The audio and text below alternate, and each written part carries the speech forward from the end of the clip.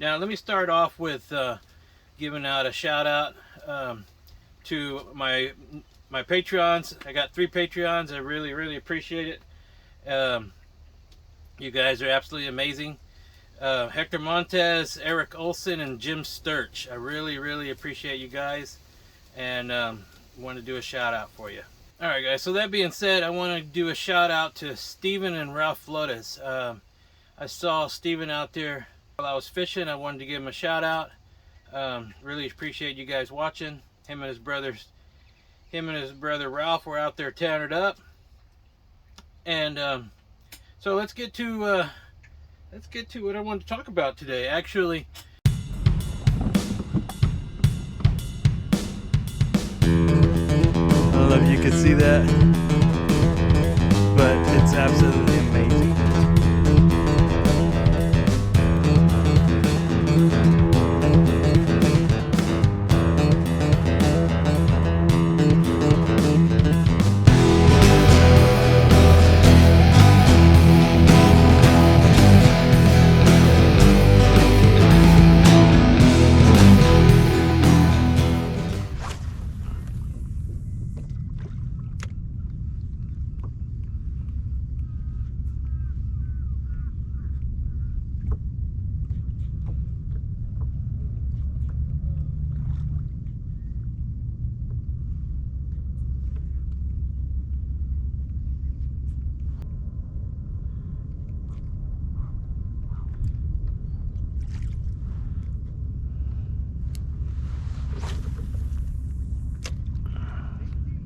Oh wow, man, that's awesome.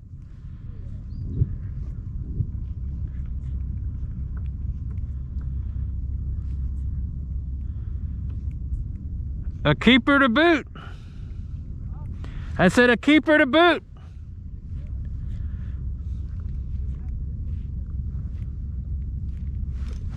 There we go.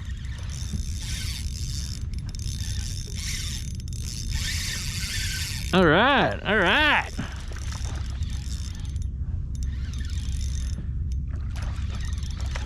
I think that's a nice trout. Whoa.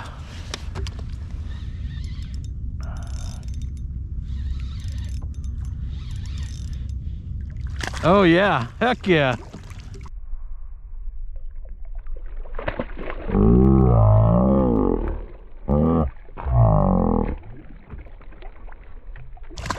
Holy crap. Look at that. Come on, come on, come on. Yes. Yes. Dude. Dude. Look at that. Holy crap. Wow. Man, let me get my fish grips out. Golly. Wow.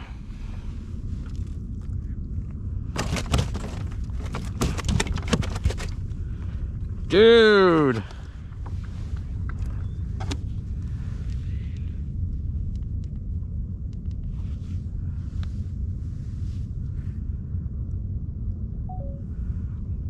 Beautiful. Where's my fish grips at? Here they are. There they are.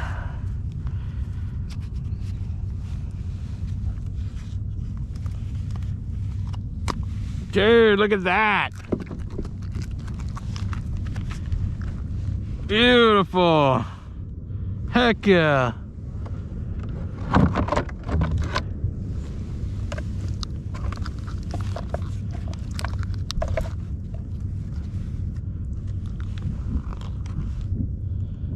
It's 20.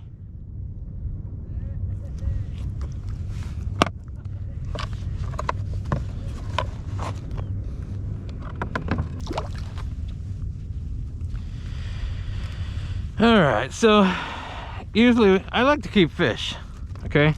I love to eat fish, and I use a stringer.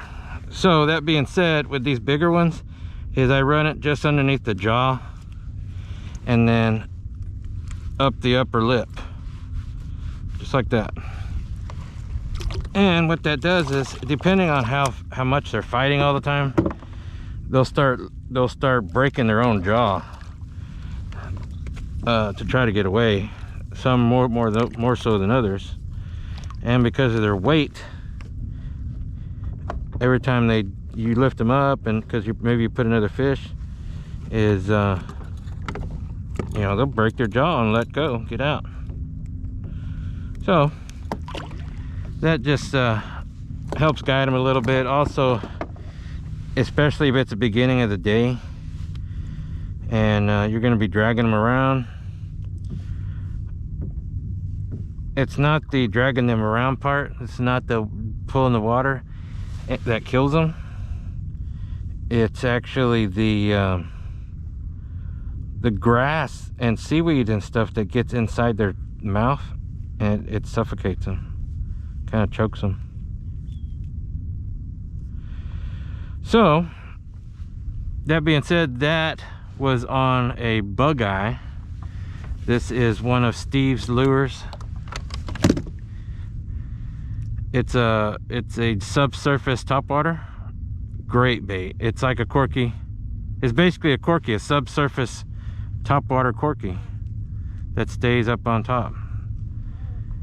Steveslure.com. If you don't know who Steve is, Steve is Paul Brown's son. You've heard of Paul Brown, the guy that invented the invented the Corky, the legend himself. This is his son, who is becoming a legend on his own right. So yeah, I wanted to get a picture, but he threw it as it was in the as it was in the net. So let's see if there's another one sitting around.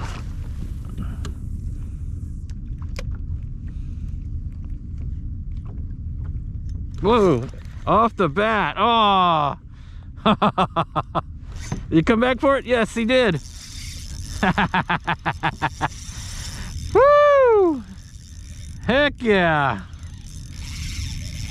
Come over here, Brandon. Come over here.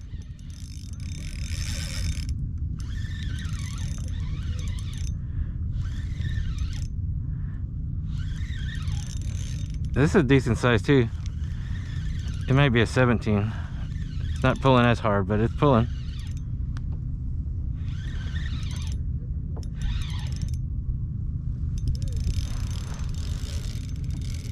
Maybe he's foul hooked.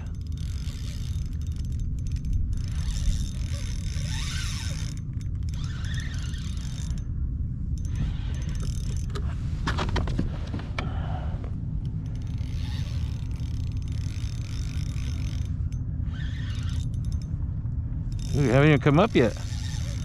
Is he foul hooked? I think he must be foul hooked. Holy crap! He is foul hooked, but he's a big boy. Come on, buddy. Come on. Dude! Dude! Holy crap! Woo! Oh man! Dude! Look at that!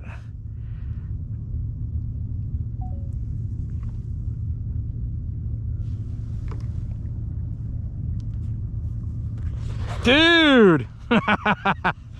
Heck yeah!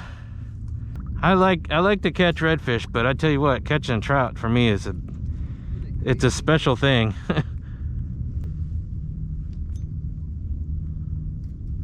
There we go. This is not as big, but it's big.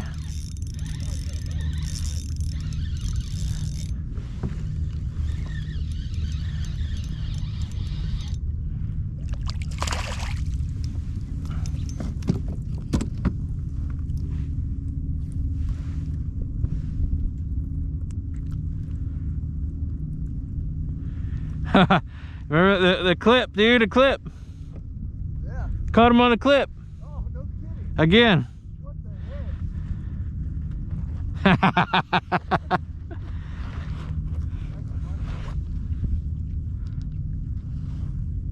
least you're getting multi-use out of them. Telling you, dude, it's like a backup plan. Yeah.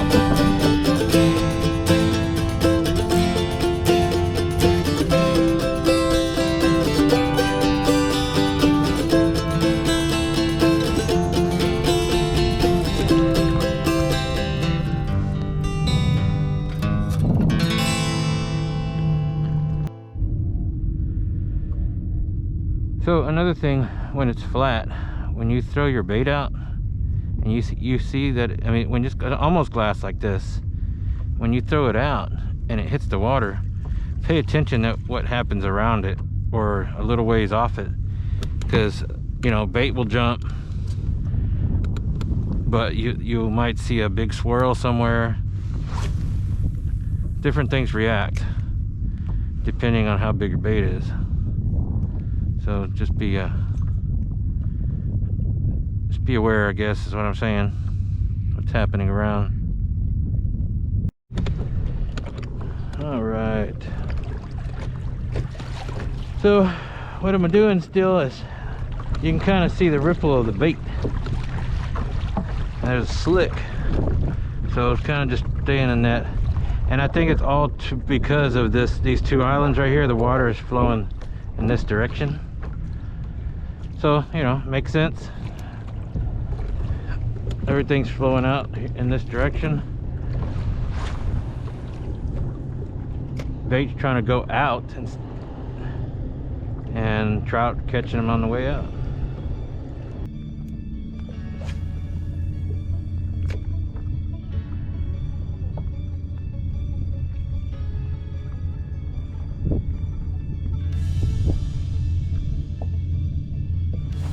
There it is.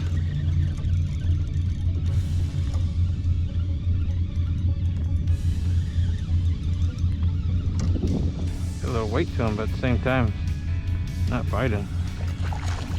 There you go.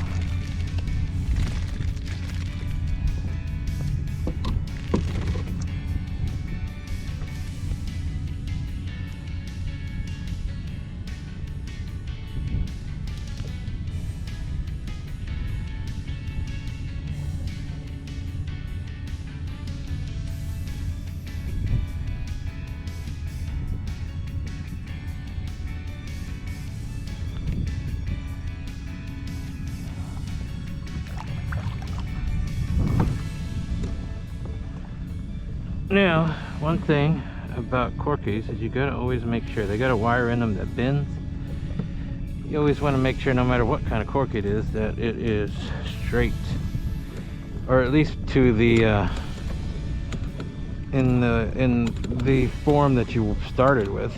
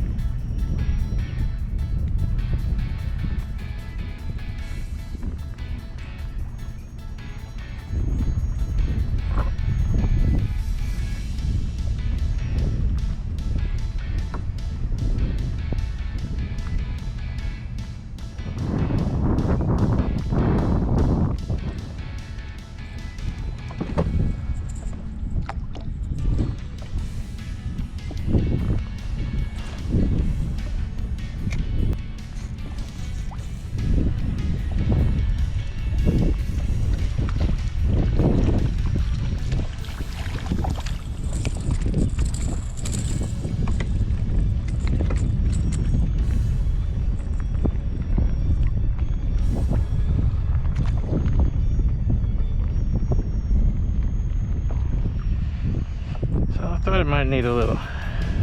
I didn't have any rattle or something, so I have a shake rattle.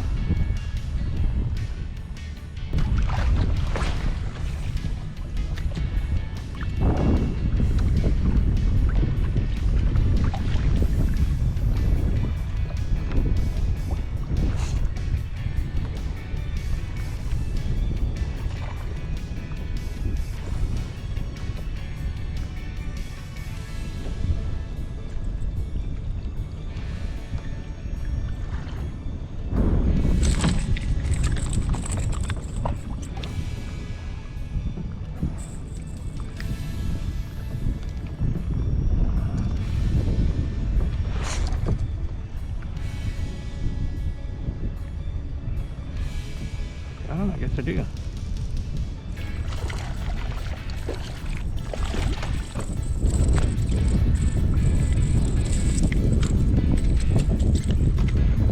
It's actually a little bigger, whatever that's worth. I don't want a little bigger, I want a lot bigger. Like 3 or 4 inches bigger.